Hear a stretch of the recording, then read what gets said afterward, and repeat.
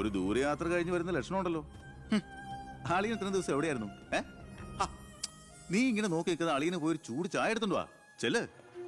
എന്തിനാ ഇപ്പൊ ഇങ്ങോട്ട് വന്നത്? കാണണ്ട നിന്നെ എനിക്ക്.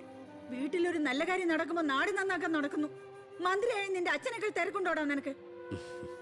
ഞാനില്ലായിരുന്നെങ്കിൽ എന്താമേ, ഇവിടുത്തെ കാര്യങ്ങളൊക്കെ ഭംഗിയായിട്ട് നടത്താൻ എല്ലാരും ഉണ്ടല്ലോ.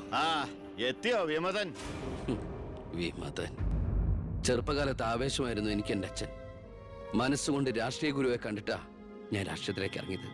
പക്ഷേ അടുത്തറിഞ്ഞപ്പോ തെറ്റുകളിൽ നിന്നും തെറ്റുകളിലേക്കാണല്ലോ അച്ഛൻ പോയിക്കൊണ്ടിരിക്കുന്നത്. എന്റെ കൂടെപ്പുറപ്പിനെ മനസ്സിലാക്കിയില്ലല്ലോ. വളരെ വിഷമമുണ്ട്, സഹതാപമുണ്ട്.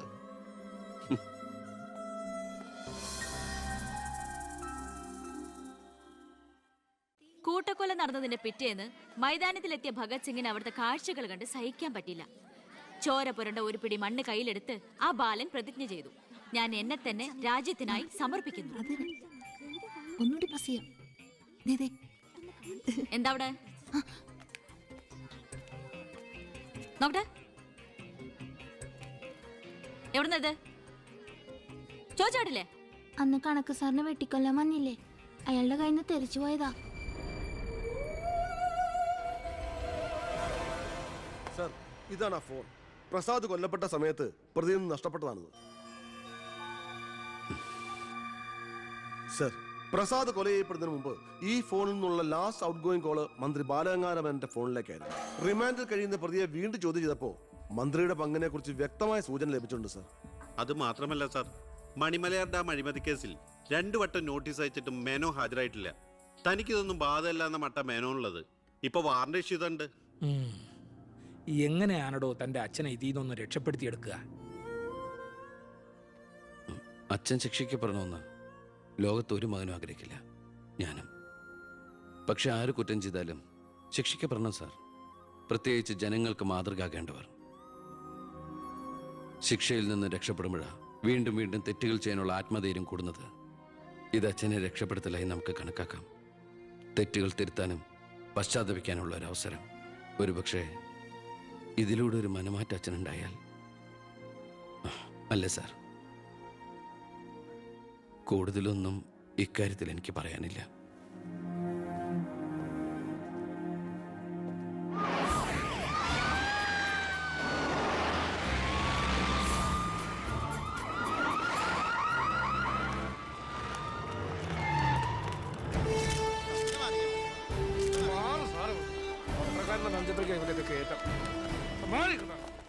നിങ്ങളോട് വെയിറ്റ് ചെയ്യൂ സർ. അച്ഛാ, ഹർഷം വരുന്നു. അച്ഛാ, മുഖ്യമന്ത്രിയുടെ ഓർഡർ കൈ കിട്ടി അല്ലേ? അച്ഛനെ അറസ്റ്റ് ചെയ്യാൻ മരുമകന് ഡ്യൂട്ടി. അവറാച്ചൻ കളിക്കട്ടോ, കളി അവിടെ വരെ പോകുന്ന കാണാം നമുക്ക്. അച്ഛനെ കോടതിയിലേക്ക് കൊണ്ടുപോയാൽ മതി. ജാമ്യത്തിനുള്ള ഏർപ്പാടൊക്കെ ഞാൻ ചെയ്തിട്ടുണ്ട്. വക്കീലുമായി ജോസ്പേട്ടൻ കോടതി വെയിറ്റ് ചെയ്യാ. നീ എങ്ങനെ എന്നെ കൊണ്ടുപോകുന്നത്? കാറിൽ ഫോളോ ചെയ്താൽ മതി. കാറിലോ? എന്റെ പട്ടി വരും. പോലീസ് ജീപ്പിന്റെ പിന്നിലിട്ട് തന്നെ എന്നെ കൊണ്ടുപോകണം. അതിനു മുമ്പ് ഈ മുറ്റത്തിട്ട് എന്നെ തല്ലി ചതയ്ക്കണം, മുടുമുണ്ട് വലിച്ചു പറിക്കണം. പിന്നെ പത്രക്കാരോ ചാനലുകാരോ ചോദിച്ചു കഴിഞ്ഞാൽ മുഖ്യന്റെ സ്പെഷ്യൽ ഓർഡർ ആണെന്നൊക്കെ പറഞ്ഞേക്കണം. ഇതൊന്നും നീ ചെയ്യണ്ട, പോലീസുകാരെ കൊണ്ട് ചെയ്യിച്ചാൽ മതി. അയ്യോ, ഓ, ഇത് മുഖ്യമന്ത്രിയെ താഴെ ഇറക്കാനുള്ള കുശാഗ്രവത്തി ഇല്ലേ? എന്റെ പൊന്നെ, ഞാൻ എന്തുവായി കേൾക്കുന്നത്? ഗുരു എന്നെ ഒന്ന് അനുഗ്രഹിച്ചാട്ടെ. അനുഗ്രഹമൊക്കെ അവനോട് വാങ്ങിച്ചാൽ ബുദ്ധി. കാര്യങ്ങളൊക്കെ നമ്മുടെ പോലീസുകാരോടൊന്ന് പറഞ്ഞേക്കാം. ജയ്,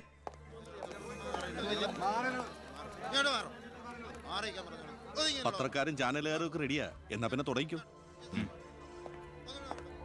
നടക്കണം സാർ. പിടിച്ച് തള്ളൂ.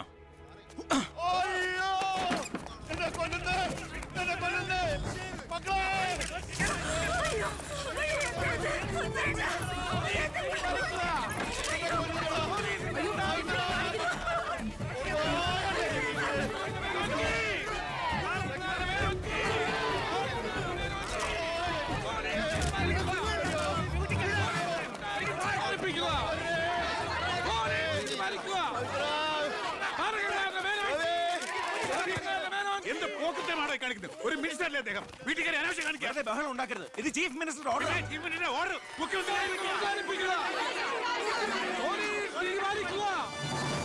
നമസ്കാരം. പ്രധാന വാർത്തകൾ.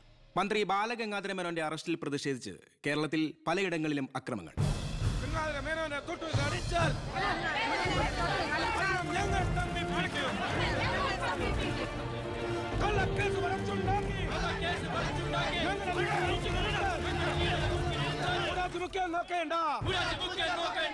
ഇപ്പോൾ കിട്ടിയത് അറസ്റ്റിലായിരുന്ന വിദ്യാഭ്യാസ മന്ത്രി ശ്രീ ബാലഗംഗാധര മേനോന് കോടതി ജാമ്യം അനുവദിച്ചു.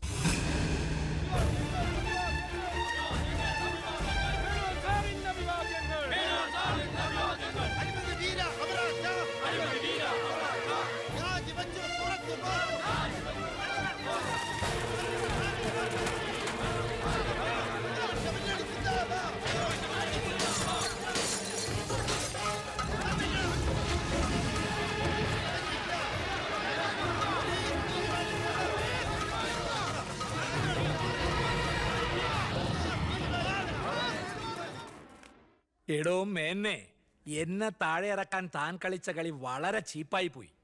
അവറാച്ചൻ എന്താ ഈ പറയുന്നേ? ഒന്നും പറയണ്ട, സൂത്രധാരൻ താനാണെന്ന് എനിക്കറിയാം. താൻ ഒന്നോർത്തോ, തനിക്കെതിരെയുള്ള വജ്രായുധ എന്റെ കയ്യിലുണ്ട്. ഞാൻ അതെടുത്ത് പ്രയോഗിക്കാൻ പോവുക. പ്രധാന വാർത്തകൾ. കേരള മുഖ്യമന്ത്രി PK എബ്രഹാം രാജിവെച്ചു. നിയമസഭ പിരിച്ചുവിടാൻ ഗവർണറുടെ ശുപാർശ. അവറാച്ചൻ രാജിവെച്ചൊഴിഞ്ഞാ പോരെ, മന്ത്രിസഭ പിരിച്ചുവിടേണ്ട വല്ല കാര്യമുണ്ടോ? പോണ പോക്കിലെല്ലാം തൊലയട്ടെ എന്ന് കരുതി കാണും. ഉത്തരത്തിലിരിക്കുന്ന എടുക്കാൻ പോയി ഇപ്പൊ കക്ഷത്തിരുന്ന പോയില്ലേ? ഞാൻ ഉദ്ദേശിച്ച നാളത്തെ പത്രവാർത്തകളെയാണ്. ഇപ്പോൾ കിട്ടിയ വാർത്ത, കേരള നിയമസഭ പിരിച്ചുവിട്ടു, തെരഞ്ഞെടുപ്പ് ഉടൻ. ഇനിയൊരു തെരഞ്ഞെടുപ്പിനെ നേരിടാനോ മുഖ്യമന്ത്രിയാവാനോ ഞാനില്ല. അതെന്താ, KDF ഭൂരിപക്ഷം കിട്ടില്ല എന്ന് കരുതിയിട്ട്? അല്ല, ഒന്നുകൂടി ആലോചിച്ചിട്ട്. ഇല്ലടോ, എനിക്ക് മടുത്തു. വേണ്ട, ഞാൻ നിർബന്ധിക്കുന്നില്ല. അപ്പൊ പിന്നെ അടുത്ത മുഖ്യമന്ത്രി എന്താ ഇത്ര സംശയം? താൻ തന്നെ. എന്താ, എന്തു പറ്റി? ഒന്നുമില്ല. ഇനി മുഖ്യമന്ത്രി സ്ഥാനത്തേക്ക് പറ്റിയ ഏക നസ്രാണി താൻ മാത്ര. മുഖ്യമന്ത്രി തൊമ്മൻ ചാക്കോ. ഞാനിത് സ്വപ്നത്തിൽ പോലും ആഗ്രഹിച്ചിട്ടില്ല. ഒന്ന് ചുമ്മാ പോടോ.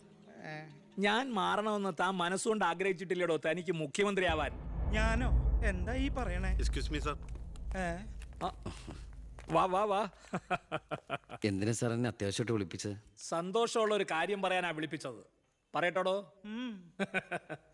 തന്നെ ചിറ്റാരിക്കര മണ്ഡലത്തിലെ സ്ഥാനാർത്ഥിയാക്കണമെന്ന എല്ലാവരുടെയും താല്പര്യം. എന്താ? അപ്പൊ അച്ഛൻ? എടോ, മേനോന്റെ പേരിൽ അഴിമതി ആരോപണവും കേസും ഒക്കെ ഉള്ള നിലയ്ക്ക് 8 നിലയിൽ പൊട്ടുമെന്ന കാര്യത്തിൽ സംശയമില്ല. നമ്മുടെ മുന്നണിക്ക് ഭൂരിപക്ഷം കിട്ടുമെന്ന് ഉറപ്പില്ലാത്ത സാഹചര്യത്തിൽ ഒരു സീറ്റ് കളഞ്ഞു കുളിക്കാൻ പറ്റില്ല. താൻ ഒന്നുകൊണ്ടും പേടിക്കണടോ, താൻ ജയിക്കും. വർക്ക് തുടങ്ങിക്കോ. ഒരു MLA ആകണമെന്ന മോഹമൊന്നും ഇതുവരെ ഉണ്ടായിട്ടില്ല. എങ്കിലും പാർട്ടിയുടെ തീരുമാനം ഞാൻ ആദരവോടെ സ്വീകരിക്കുന്നു. All the best. Thank you sir. ജയിച്ച് MLA ആവുമ്പോ എന്നെ മുഖ്യമന്ത്രിയാക്കാൻ കൂടെ നിക്കണേ.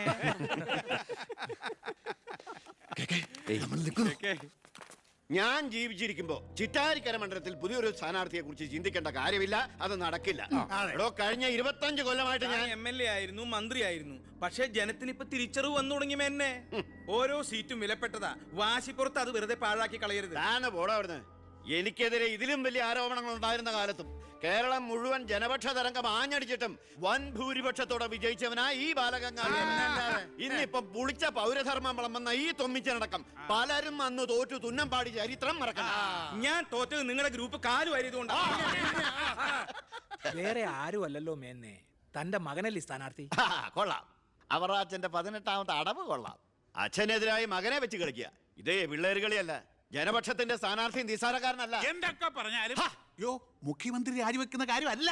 പിന്നെ ചിറ്റാരിക്കര മേനോൻ സാറിന് തന്നെ വേണം. അതൊഴികെ മറ്റെല്ലാ സ്ഥാനാർത്ഥികളെയും നമുക്ക് അംഗീകരിക്കാം. പക്ഷേ മേനോൻ സാറിനെ മാറ്റി നിർത്തിക്കൊണ്ടുള്ള ഒരു ഒത്തുതീർപ്പിനും ഞങ്ങൾ ആരും തയ്യാറില്ല. അതെ, മേനോനെ സ്ഥാനാർത്ഥിയാക്കിക്കൊണ്ടുള്ള ഒരു ഒത്തുതീർപ്പിന് ഞങ്ങൾ നേരല്ല. പാർട്ടി പുലർത്തി പോകാൻ നിന്നവരവര്. തെരഞ്ഞെടുപ്പ് പെട്ടെന്ന് വന്നപ്പോ ഇവിടെ തന്നെ കൂടി. ഈ മുന്നണി വിട്ട് എന്നാൽ പൂ വിട്ട് സ്വീകരിക്കും ജനപക്ഷ മുന്നണി.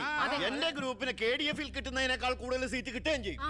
ദിവാകര, ഇനി ഇവിടെ നിൽക്കണ്ട, വാടോ പോകാം. അയ്യേ, നിങ്ങൾ ഇവിടെ ഇരിക്കി. ആരെങ്കിലും എന്തെങ്കിലും തമാശ പറഞ്ഞു വെച്ചാൽ അത് കാര്യാക്കുക. ചിറ്റാരിക്കരയിൽ മേനോൻ തന്നെ സ്ഥാനാർത്ഥി. അപ്പം നമ്മൾ ഗ്രൂപ്പെല്ലാം മറന്ന് തെരഞ്ഞെടുപ്പിനെ ഒറ്റക്കെട്ടായി നേരിടുന്നു. ഇനി എല്ലാവരും ഒന്ന് കൈയടിച്ച് പാസ്സാക്കി.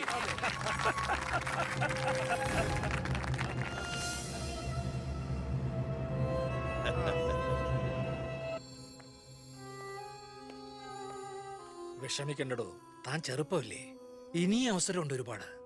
എനിക്കൊരു വിഷമമില്ല സാർ. ഒരു MLA ആകാൻ വേണ്ടി വ്രതം നോറ്റെടുക്കുന്ന ഒരാളല്ല ഞാൻ. അധികാരത്തിന്റെ അപ്പകഷ്ണം കിട്ടാൻ ചെയ്തു കൂട്ടിയ നെറുകേടുകളൊക്കെ പരസ്പരം മറക്കും, എല്ലാം പൊറുക്കും, എല്ലാവരും ഒന്നാക്കും. അധികാരം കിട്ടിക്കഴിയുമ്പോൾ പിന്നെയും തമ്മിൽ തെല്ലും പിരിയും. പക്ഷേ കൂടെ നിൽക്കുന്ന എന്നെ പോലുള്ള അണികൾക്ക് അത് ചിലപ്പോൾ ഉൾക്കൊള്ളാൻ കഴിഞ്ഞെന്ന് വരില്ല, എളുപ്പം ദഹിച്ചെന്ന് വരില്ല. വരട്ടെ സാർ.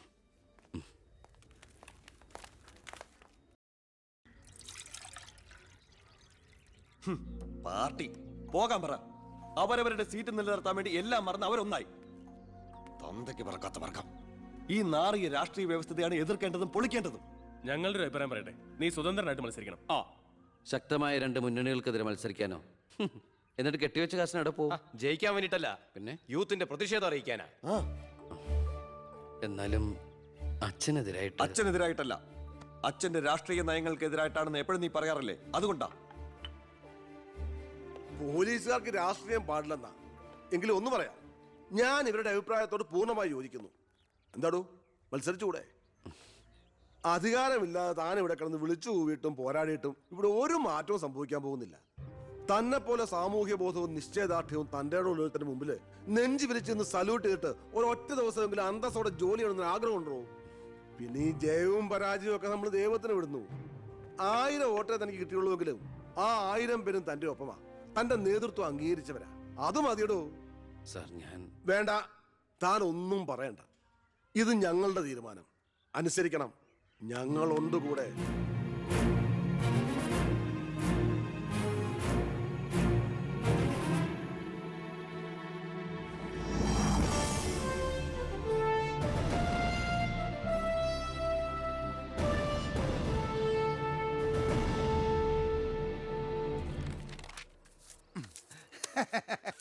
ഒരുപാട് തെരഞ്ഞെടുപ്പുകൾക്ക് ഞാൻ പോസ്റ്റർ ഒട്ടിച്ചിട്ടുണ്ട്. ഭയങ്കര രാശിയുള്ളവനാ ഞാൻ. ഞാൻ പോസ്റ്റർ ഒട്ടിച്ച ഒരു സ്ഥാനാർത്ഥിയും ഒരു ഇലക്ഷൻ ഇന്നേ വരെ ജയിച്ചിട്ടില്ല. അതെന്റെ ക്വാളിഫിക്കേഷൻ. എന്റെ അമ്മയുടെ സത്യം. 77 തെരഞ്ഞെടുപ്പിൽ ഞാൻ പോസ്റ്റർ ഒട്ടിച്ച സ്ഥാനാർത്ഥി തോമസ് ചാണ്ടി ഇടിവട്ടേറ്റ് മരിച്ചു. 84 സ്ഥാനാർത്ഥി പാണ്ടിലോറി കയറി മയ്യത്തായി. പിന്നെ മരിക്കാത്ത സ്ഥാനാർത്ഥികൾക്ക് കെട്ടിവെച്ച കാശ് പോലും കിട്ടില്ല. പിന്നെ മൈക്ക് അനൗൺസ്മെന്റിൽ ഞാൻ ബഹുമെടുക്കാനാ. മൈക്ക് അലവൻസ് അല്ല, മൈക്ക് അനൗൺസ്മെന്റ്. അതന്നെ ഞാനും പറഞ്ഞത്. എനിക്കറിഞ്ഞൂടെ?